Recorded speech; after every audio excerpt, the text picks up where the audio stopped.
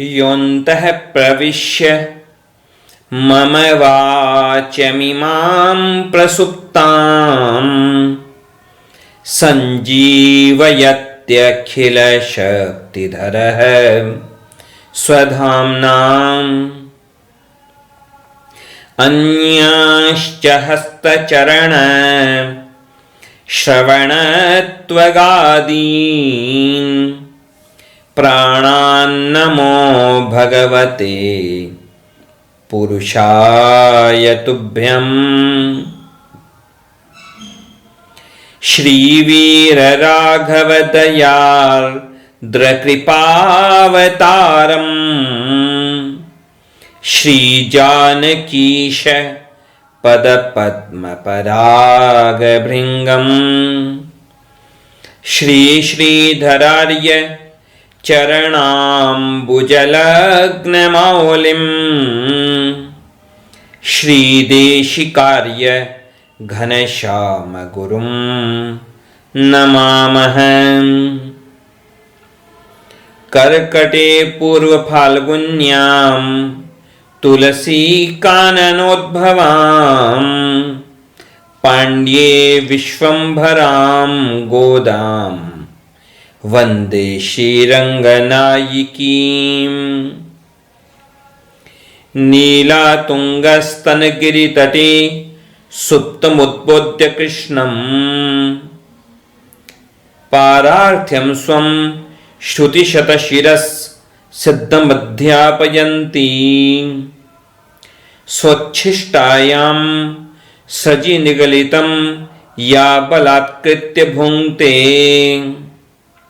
गोदा तस्यै नम इदमिदं भूय एवास्तु भूयः।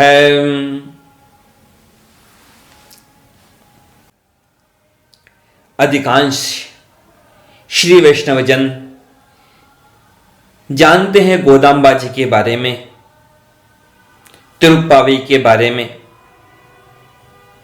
लेकिन कई लोग ऐसे भी हैं जो रामानुज संप्रदाय के गुरु परंपरा में सम्मिलित होने पर भी गोदाम्बा जी के बारे में कुछ नहीं जानते, तिरुप्पावी के बारे में कुछ नहीं जानते।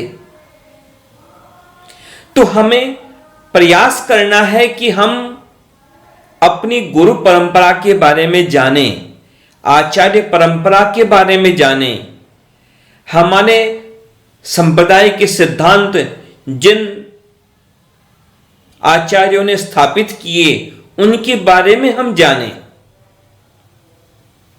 देखिए, अज्ञानी होना अपराध नहीं है, अज्ञानी होना अपराध नहीं है, लेकिन अज्ञानी बने रहना यह अपराध है। हमें कुछ मालूम नहीं है, कोई बात नहीं, मालूम नहीं था, लेकिन हमने मालूम करने का प्रयास क्या किया। जन्म के साथ संसार में कोई कुछ जान के नहीं आता। जन्म के समय सबकी स्थिति, सारे मानवों की स्थिति समान होती है, कोई कुछ नहीं जानता। लेकिन मानव में और दूसरे पशु पक्षियों में एक बहुत बड़ा अंतर है कि दूसरे पशु पक्षी अधिकतर अपनी हर योग्यता जन्म के साथ लेकर के आते हैं। जो पशु पक्षी तैरना जानता है तो जन्म से जानता है, जो नहीं जानता उससे आप तैरना नहीं सिखा सकते। अभी इस बात का ही विस्तार करें तो वह भी एक लंबा विषय बन जाएगा। लेकिन देखिए, मानव की स्थिति क्या है। मानव जन्म के साथ शारीरिक रूप से और बौद्धिक रूप से कोई योग्यता लेकर के नहीं आता, लेकिन आगे वह सीखता है और सीख सकता है। तो हमें यदि किसी बात का ज्ञान नहीं था तो कोई अपराध नहीं है, लेकिन हमने कुछ जानने का क्या प्रयास किया कि न किया, ये बात महत्वपूर्ण है और यही हमारे जीवन को दिशा देती है। हम रामानुज संप्रदाय के गुरु परंपरा में शिष्य बने और फिर भी हम रामानुज स्वामी जी के बारे में नहीं जानते, वेदांत देशिक स्वामी जी के बारे में नहीं जानते, आलवारों के बारे में नहीं जानते, तो यह तो बहुत लज्जा की बात है। तिरुप्पावई, यह बड़ी अद्भुत रचना की गई गोदाम्बा जी के द्वारा। क्या है तिरुप्पावई? यह शब्द है तमिल भाषा का। तमिल में कहते हैं तिरु यानी श्री। सम्मान के अर्थ में तिरु शब्द प्रयोग आता है। जैसे आप लोगों ने सुना हो तिरुपति बालाजी, तो तिरुपति अधिकतर लोग उसका मतलब नहीं समझते। तिरुपति यानी श्रीपति।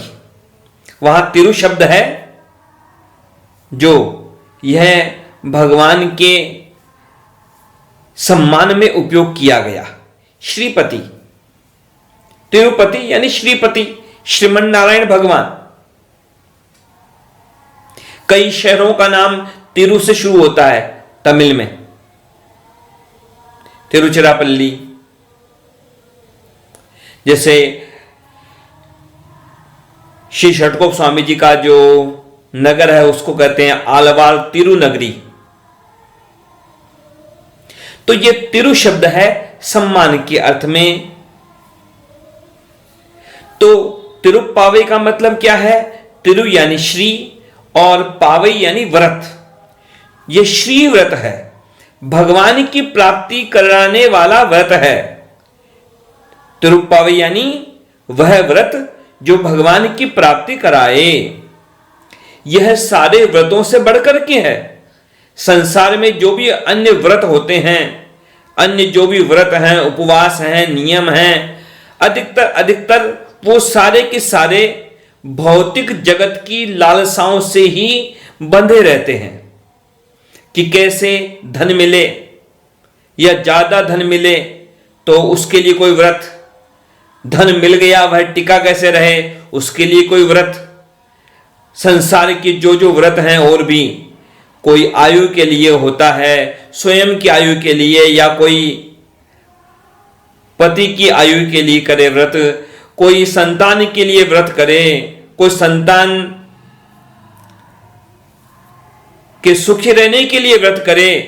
लेकिन बात इतनी ही है, संसार के सारे व्रत जो भी हैं वे सब संसार के लिए ही होते हैं। लेकिन यह जो व्रत है तिरुप्पावई, इसे सम्मान की तरह सम्मानवाचक शब्दों में श्री व्रत कहा गया। तिरुप्पावई जो कहा गया इसका नाम, तो यह सार्थक है क्योंकि यह सबसे श्रेष्ठ है। क्यों? क्योंकि यह भगवान की प्राप्ति करवाता है। अन्य व्रत जो हैं वो संसार की क्षणभंगुर चीजों की प्राप्ति करवाते हैं। और कुछ भी आप व्रत कर लो, वह बड़े से बड़ा क्या चीज देगा? वह आपको संसार की ही चीज दे सकता है। और भी कुछ कर लो, मान लो कोई और बड़ा अनुष्ठान कुछ कर लो, तो भाई इंद्र का पद मिल जाए, ब्रह्मा का पद मिल जाए।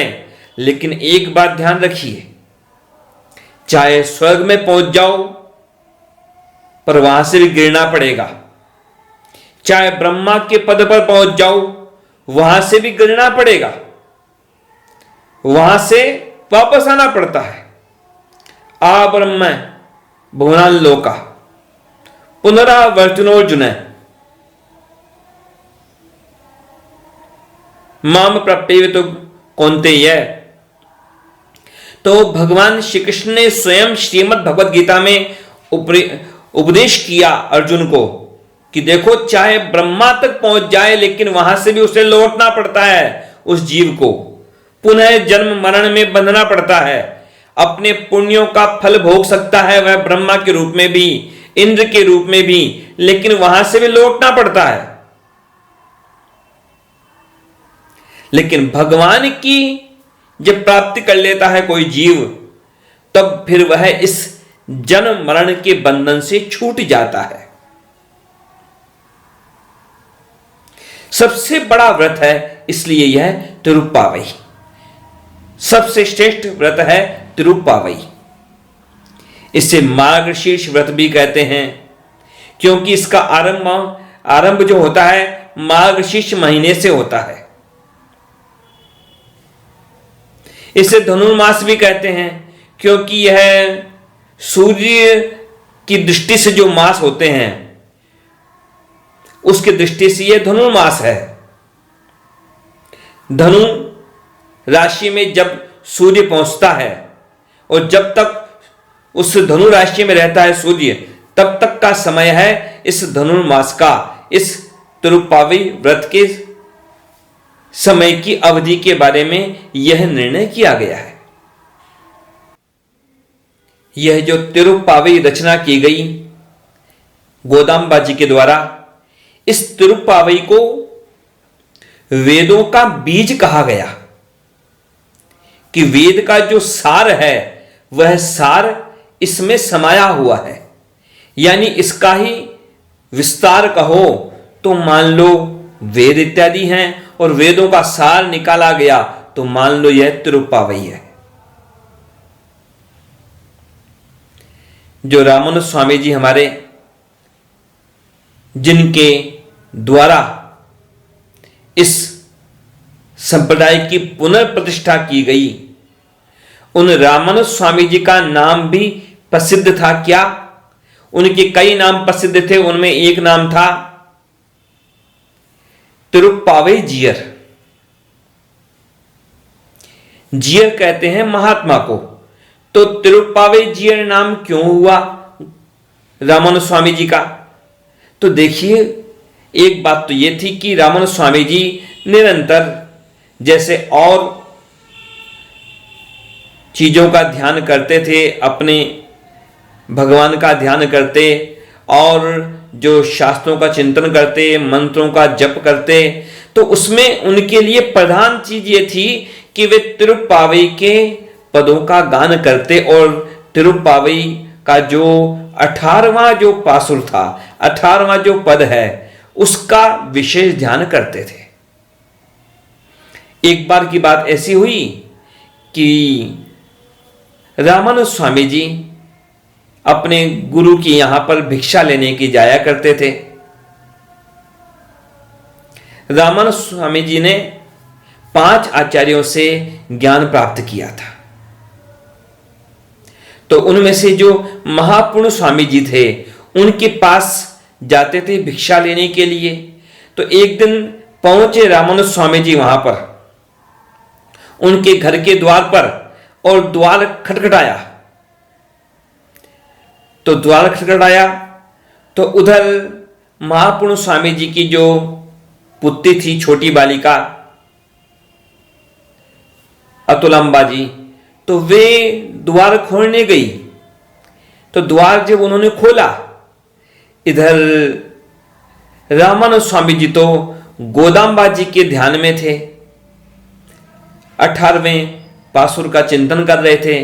उन्हें लगा, उनकी दृष्टि पड़ी सामने उन अतुलांबा जी पर, तो उनको तो लगा कि मानो गोदांबा जी ही सामने आई हैं। वो तो उनको प्रणाम करके लेट गए। जब महापूर्ण स्वामी जी को पता लगा तो उन्होंने कहा कि जरूर तिरुप्पावई के 18वें पासुर का चिंतन चल रहा होगा उनका। तो रामानुज स्वामी जी का एक नाम प्रसिद्ध हो गया, तिरुप्पावई जीयर। प्राचीन काल से एक नियम बनाया गया था श्री रंगनाथ भगवान के द्वारा। रंगनाथ भगवान ने स्वयं जो श्रीरंगम है वहां पर विराजमान जो रंगनाथ भगवान हैं, वे सारी पृथ्वी के सारे अर्चावतारों में सबसे प्रथम अर्चा विग्रह हैं। भगवान का वह पहला अर्चावतार है। संसार में बाकी सारे मंदिर बाद में बने, भगवान के बाकी जो अर्चावतार हैं वो सब बाद में आए, लेकिन सबसे प्रथम कौन से कि रंगनाथ भगवान। तो रंगनाथ भगवान ने जो तमिल भाषा के जो दिव्य प्रबंध हैं, जिनको नालायर दिव्य प्रबंधम कहा जाता है, नालायर यानी 4000, तो 4000 जो दिव्य प्रबंध हैं उनके महत्व को दिखाने के लिए स्वयं भगवान रंगनाथ ने वहां पर आदेश दिया और एक अध्ययन उत्सव मनाने का आदेश किया कि वहां पर श्रीरंगम में एक उत्सव हो प्रतिवर्ष, जिसमें इन सब का अध्ययन हो। तो ऐसी परंपरा थी, ऐसी परंपरा रही कि जब तक वहां पर वह अध्ययन उत्सव चलता है, कहां पर, वहां पर श्रीरंगम में यह जो अध्ययन उत्सव मनाया जाता है, जितने दिन तक, उतने दिनों तक ये सारे के सारे ये जो दिव्य प्रबंध हैं उन सब का स्वाध्याय अलग अलग घर घर में नहीं होना चाहिए। उस समय वो केवल और केवल वहां पर मंदिर में ही, श्रीरंगम में ही, वहां पर ही सामूहिक रूप से उनका पाठ होना चाहिए, चिंतन होना चाहिए, और घर घर के अंदर उसके अध्ययन के बारे में निषेध किया गया, मना किया गया कि उस समय पर अन्यत्र और कहीं पर भी पाठ न हो, केवल वहीं पर हो। और उसमें वो दिन भी जुड़ गए कि जो हमारे संप्रदाय की जो आचार्यों में, आलवारों में जो सबसे प्रधान श्री षटकोप स्वामी जी, तो वो आलवार तिरुनगरी से वहां पर उनका अर्चा विग्रह पधारता है उत्सव के लिए, अध्ययनोत्सव के लिए वहां श्रीरंगम में। तो जब से वो वहां से निकलते हैं श्रीरंगम के लिए आलवार तिरुनगरी से, और श्रीरंगम में उत्सव होता है, और वापस वो उत्सव के बाद में वापस लौटते हैं आलवार तिरुनगरी, तो वो आने जाने का समय भी और उत्सव का समय भी, तो उतने समय तक ये जो दिव्य प्रबंध हैं 4000, उन सब के बारे में अनध्याय यानी उनका अध्ययन नहीं होना, ऐसा नियम बनाया गया था। लेकिन उस नियम में छूट किसे दी गई, उस बारे में यह नियम बनाया गया कि उस काल में, अध्ययनोत्सव काल के अंदर, जब कभी जितने समय के लिए भी यह जो धनुर्मास का समय आएगा, तो उसमें तिरुप्पावई पर कोई तरह की पाबंदी नहीं है, उस पर कोई नियम नहीं है। उसका पालन, उसका अनुसंधान, उसका गान हर व्यक्ति अपने अपने घर में भी कर सकता है, वहां मंदिर में ही जाकर के उसका पाठ करना अनिवार्य नहीं है। मंदिर में किया अच्छी बात है, लेकिन वह जो अनध्ययन काल जो था सारे दिव्य प्रबंधों के लिए, वह अनध्ययन काल तिरुप्पावई पर लागू नहीं किया गया। और देखिए, ये जो व्रत किया था गोदाम्बा जी ने, धनुर्मास का व्रत, तिरुप्पावई का गान करते हुए, तो यह व्रत बहुत ऊंची बात है। संसार के सारे व्रत केवल भौतिक चीजों के लिए होते हैं, लेकिन यह व्रत केवल और केवल भगवान की प्राप्ति कराने के लिए है। श्रीमद् भागवत के 6ठे स्कंद के 14वें अध्याय में बड़े सुंदर ढंग से वर्णन किया गया, देवानां शुद्ध सत्वानां ऋषीणां चामलात्मनां भक्तिर्मुकुंद चरणे न प्रायेणोपजायते। कि भले ही शुद्ध सत्व है देवता और ऋषि लोग, लेकिन उनके मन में भी अधिकतर भगवान के श्री चरणों के प्रति भक्ति उत्पन्न नहीं होती। कहा गया आगे छठे स्कंद के 14वें अध्याय के 30 श्लोक में, रजोभिः समसंख्याताः पार्थिवैर्यजन्तवः तेषां ये केचनेहन्ते श्रेयो वै मनुजादयः। कि जैसे रेत के असंख्य कण हैं वैसे ही असंख्य जीव हैं, जंतु हैं, लेकिन उनमें भी बहुत मुश्किल से ही कोई होता है जो अपना कल्याण चाहता है, जो श्रेय चाहता है। एक होता है श्रेय, एक होता है प्रेय। संसार की जो भी तरह की उन्नति हो, संसार के जो भी पदार्थ हो, वो सब प्रेय में आते हैं। और श्रेय यानी क्या, कि जो आत्म कल्याण की जो वस्तु है, जो भगवान की भक्ति है, उसे कहा गया श्रेय। कि बहुत मुश्किल है कि जो कोई अपना कल्याण चाहता हो, अधिकतर लोग संसार में ही दौड़ते हैं। प्रायो मुमुक्षवस्तेषां केचनैव द्विजोत्तम मुमुक्षूणां सहस्रेषु कश्चिन मुच्येत सिद्ध्यति। कि जो अपना कल्याण की कोई कामना करता भी है तो उसमें क्या स्थिति है कि उनमें भी बहुत मुश्किल होता है कि उसमें कोई मोक्ष की इच्छा रखे। और मोक्ष की इच्छा रखने वाले हजारों में से भी कोई कोई ही मुक्ति को प्राप्त कर पाता है। और आगे बड़ी स्पष्ट बात कही गई, मुक्ता नामपि सिद्धानाम नारायण परायण है सुदुर्लभ है प्रशांतात्मा कोटिष्वपि महामुने।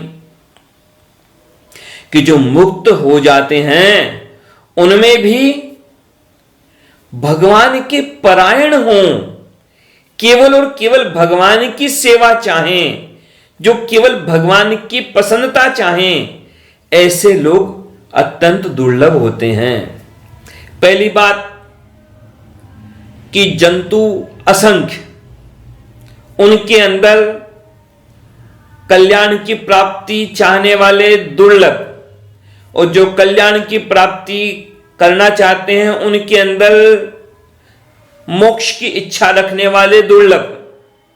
और मोक्ष की इच्छा रखने वालों में भी वास्तव में मुक्त होने वाले बहुत कम। और उनके अंदर भी जो लोग मुक्ति प्राप्त कर लेते हैं उनमें भी भगवान की ही प्रसन्नता चाहने वाले लोग अत्यंत दुर्लभ। तो ऐसी ही बात यहां गोदांबा जी की है। वो ऐसी ही अत्यंत दुर्लभ भक्ति की बात करती हैं। वे तो भगवान से केवल यही प्रार्थना करती हैं कि उन्हें केवल भगवान की प्राप्ति करनी है, उन्हें केवल भगवान चाहिए, उन्हें भगवान से कुछ नहीं चाहिए, उन्हें केवल भगवान चाहिए। और भगवान भी किस लिए चाहिए, कि भगवान की सेवा करने के लिए भगवान चाहिए। भगवान से कुछ प्राप्त करना है इसलिए भगवान नहीं चाहिए, बस भगवान की प्रसन्नता के लिए ही, भगवान की सेवा करने के लिए ही उन्हें तो भगवान की प्राप्ति करनी है। एक बड़ा सुंदर प्रसंग है, उसके द्वारा हम समझने का प्रयास करें। गोस्वामी तुलसीदास जी महाराज, अब उनकी आयु काफी हो गई। अब आयु काफी हो गई तो शरीर दुर्बल होता ही है, शरीर पर तो आयु का असर होता ही है। तो वे बड़े दुर्बल हो गए, चलना फिरना मुश्किल, देखना सुनना मुश्किल। अब जो उनके शिष्य लोग थे वो क्या चाहते थे, वो तो चाहते थे कि ये हमारे गुरु हैं तो ये ज्यादा लंबा जिए, ज्यादा समय तक जिए, तो हमें इनका ज़्यादा उपदेश मिलेगा और हमें इनकी सेवा करने का ज़्यादा अवसर मिलेगा। तो उनके शिष्यों ने उनसे पूछा कि आप बताइए हमें, गोस्वामी जी से पूछा उनके शिष्यों ने कि आप हमें बताइए कि आपको कौन सी तकलीफ ज़्यादा है शरीर में, ताकि हम वैसे ही किसी वैद्य को बुला करके आपका इलाज करवाएं। आप बताइए कि आपको कानों से ज़्यादा तकलीफ है कि कानों से सुनाई कम देता है, आपको आंखों से ज़्यादा तकलीफ हो, आपको यदि आंखों से ज़्यादा तकलीफ हो कि आंखों से कम दिखाई दे रहा हो कि न दिखाई दे रहा हो बराबर, तो आप वैसा बताइए। यदि कानों की तकलीफ होगी तो वैसे किसी वैद्य को बुलाएंगे, आपको आंखों से तकलीफ होगी तो वैसे किसी वैद्य को बुलाएंगे। तो आपको किस चीज की तकलीफ ज्यादा है, वैसे किसी वैद्य को बुलाएं। गोस्वामी जी ने बड़ी सुंदर बात कही, हम सबके लिए प्रेरणादायक हैं, आदर्श हैं। गोस्वामी जी ने कहा, देखो भाई, शरीर की क्षमता घट रही है आयु बढ़ने के कारण, लेकिन देखो भाई, वैद्य बुलाना चाहते हो मुझे बल देने के लिए, आंखों का बल, कानों में सुनने का बल देने के लिए, आंखों से देखने का बल देने के लिए, तो देखो भाई, मुझे इन बातों की परवाह नहीं है। भले ही मुझे आंखों से कम दिखाई दे चाहे न दिखाई दे, चाहे आंखों का बल घटता जाए, चाहे कानों का बल घटता जाए सुनने में, चाहे हाथ पैर का बल घट जाए चलने फिरने में, इन सब का बल भले ही घट जाए, मुझे इसकी परवाह नहीं है। यदि तुम कुछ वैद्य बुलाना चाहते हो तो ऐसा वैद्य बुलाओ, ऐसी औषधि दिलाओ कि मेरा तो केवल एक बल मुझे बढ़ना चाहिए और सारा बल घट जाए, पर एक बल कभी ना घटे। कि कौन सा बल? कि भले ही कानों का बल घटे, आंखों का बल घटे, शरीर का बल घटे, लेकिन भगवान के श्री चरणों में मेरा प्रेम कभी ना घटे। श्रवण घटे अरु दृग घटे, घटे सकल बल देह, इते घटे घटिए कहा, ना घटे राम पद नेह। इसमें सार्थकता है, यही है सबसे ऊंची बात, सबसे श्रेष्ठ बात। और आचार्य यही तो कार्य करते हैं, उपदेश करते हैं, जगाते हैं, सबको जगाते हैं। यहां गोदाम्बा जी की बात कैसी है? गोदाम्बा जी भगवान को भी जगाती हैं और अपनी सखियों को भी जगाती हैं, यानी वो भगवान को भी जगा रही हैं और सखियों के बहाने से संसार के सब जीवों को जगा रही हैं। गोदाम्बा जी भगवान को जगाती हैं और कहती हैं, भगवान जागिए। कि क्यों जागिए? कि आप कृपा कीजिए इन जीवों पर। और बाकियों को जगाती हैं गोदाम्बा जी, तो उनको क्यों जगाती हैं? कि कहती हैं कि अरे सोए क्या हो, करो सेवा भगवान की, करो गान भगवान के गुणों का, करो गान भगवान के नामों का, करो भगवान की सेवा। तो गोदाम्बा जी आचार्य का कार्य करती हैं, गुरु का कार्य करती हैं, भगवान को भी जगाती हैं, जीवों को भी जगाती हैं, भगवान को भी उपदेश करती हैं कि भगवान आप कृपा करो। तो यही तो है गुरु का कार्य। गुरु दोनों तरफ से कार्य करता है, वह दोनों किनारों को मिलाता है। जैसे नदी के दो किनारे हैं, अलग अलग किनारे, एक किनारे वाले को दूसरे किनारे का पता नहीं, दूसरे किनारे वाले को पहले वाले किनारे का पता नहीं। तो संसार के जीवों के कष्टों के बारे में भगवान को बताती हैं और भगवान की कृपालुता के बारे में जीवों को बताती हैं, दोनों किनारों को जोड़ती हैं गोदाम्बा जी। ब्रह्म पुराण में कहा गया, आचिनोति च शास्त्राणि आचार्य स्थापयत्यपि स्वयं आचरते यस्मात् तस्मात् आचार्य उच्यते। आचार्य को आचार्य क्यों कहते हैं? क्योंकि वह शास्त्रों का अध्ययन करता है और शास्त्रों का अध्ययन करके उसमें से क्या क्या करना चाहिए उसका चयन करके उसका स्वयं आचरण करता है और स्वयं आचरण करके दूसरों को भी वह आचरण का उपदेश करता है। इसलिए आचार्य को आचार्य कहते हैं।